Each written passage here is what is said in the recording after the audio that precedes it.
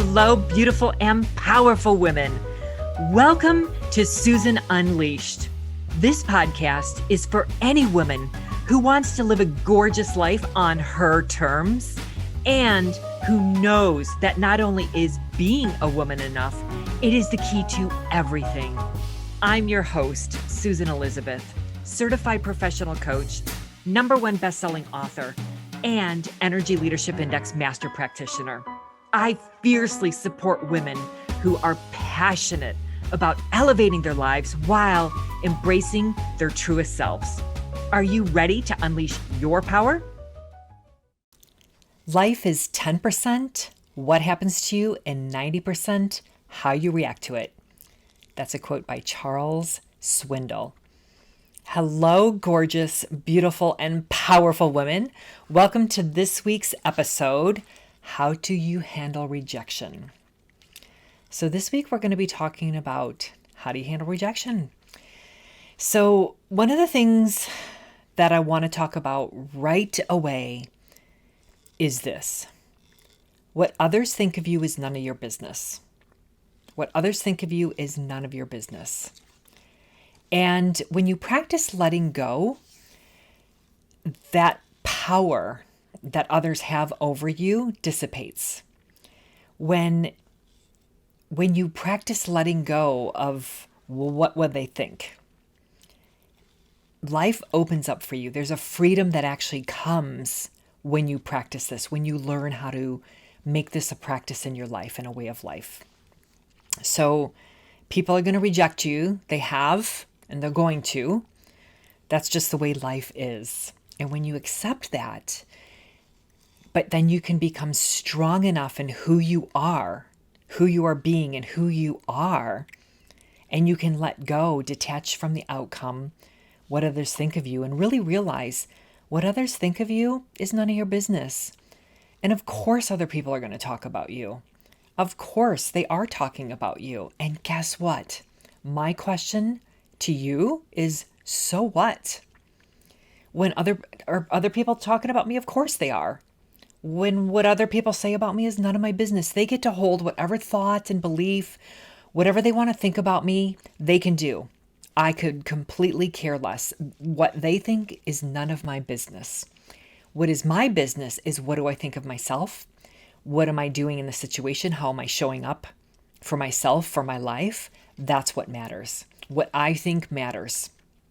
And of course, I want my loved ones to be happy. Of course, I want my colleagues, I want, the people in my business to be happy. But really at the end of the day, happiness is theirs.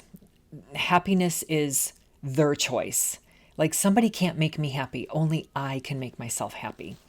So when you have rejection, when you show up for life and you have an experience and somebody rejects you, they reject your idea, they reject you as a person in a relationship, they reject a thought, whatever that rejection is, it's the not being accepted, it's the not being included, it's even being approved of. These are forms of rejection and they can be painful. I'm not saying that they're not. We all get to feel our feelings and we all get to respond and react to the feeling that we have. And like we've talked before, thoughts create your feelings. If you can go back to the thought that's creating that feeling of rejection or disapproval or maybe inclusion, and go to the thought, then change your thought, choose again a new thought that better serves you, and then detach from the outcome, you're able to navigate that rejection better. You're able to handle that rejection a lot better. And underneath all of that, I want to ask a question, because as a coach, I love to ask empowering questions. And my question is this: why do you need the approval? Why do you care if they approve you or not, or approve of you, or approve of what you said, or approve or include you? Why do you want that? And it's not to shame, it's really to ask that type of open-ended question and an empowering question, because when you have the awareness of why you want the approval, why you want to be included, why you want to be approved of, why you want to be accepted, whatever that is for you, when you have the understanding, You'll be able to get beneath what's going on to figure out and to navigate things differently. Maybe it's because you don't have enough self-worth. Maybe it's because you've been excluded and you have a fear of abandonment. Maybe whatever the reason is, if you can get underneath the underneath and have the awareness and then the clarity, it helps you to navigate the rejections easier because you have more awareness and understanding. And that's what I love to do as a coach, is to bring the awareness, to bring the action, to move you forward towards what you really do want so you can feel better.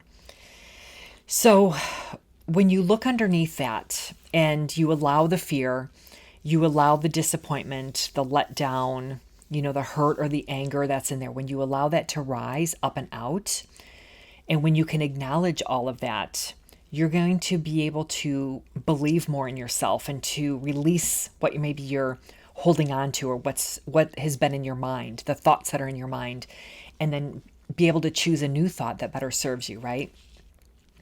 And when we carry around resentment or rejection, sometimes it's like carrying heavy luggage around. Like, who needs that? Like, let's clean that up. Let's unpack that.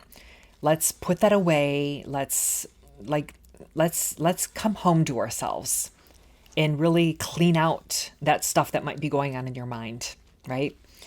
Because when you don't do this, it can lead to limiting beliefs. It can lead to untruths. It can hold you back from living life. It can hold you back from things. And it will also possibly enable you to be emotionally unavailable because you don't want to be hurt. You don't want to be rejected. You're putting up a wall. You're putting up a fence. You're playing it safe. And that, life, you're here to experience life. And when you play it safe, or when you make yourself small, I know I have for many, many times in my life. And I think I've shared, with you, and if you've been following me, the story of me being, going through some difficult situations, like especially when I was stalked, and I made myself small. I started playing it safe because I couldn't handle anything that was going on in the world. But bringing it back to rejection, rejection, will also maybe even give rise to thoughts of unworthiness or inadequacy. I've seen that in myself, and I've seen that in some of my clients as well. And when you recognize this, when you understand and get underneath, what's going on, and really detached from the rejection from others, I think knowing that you're worthy, and I do believe and think that when you can get past the fears of inadequacy, especially when you're not included, because everybody wants to belong. Everybody wants to feel love. And when you don't feel love and you don't feel belonging, it hurts and it's painful. And, there's some abandonment in there. There's some very painful things in there. But when you realize it's not about you, it's about them, that's when it comes back to what I started at the beginning of this episode. Like, what others think of you is none of your business, because really it's about them and it's not about you. And that was a huge enlightening moment for me when I recognized that. So rejection is a part of life, right? And when I talked about, failure and success, and that's two sides of the same coin, rejection and acceptance is also different sides of the same coin as well. Because when you have that rejection, and when you experience this, it's a part of life. You've been rejected. You're going to continue to be rejected. But it's building up that muscle of how to navigate that, how to cope with that, how to deal with that, and how to move through that with much more ease. It's like building up a muscle in yourself, because failure and rejection are actually stepping stones to greatness. Failure and rejection are actually stepping stones to your greatness. So I want to give you some tips. So first, when you experience maybe some rejection, really realize like this thought: what others think of you is none of your business. So step back and then just take care of yourself. First, take care of yourself.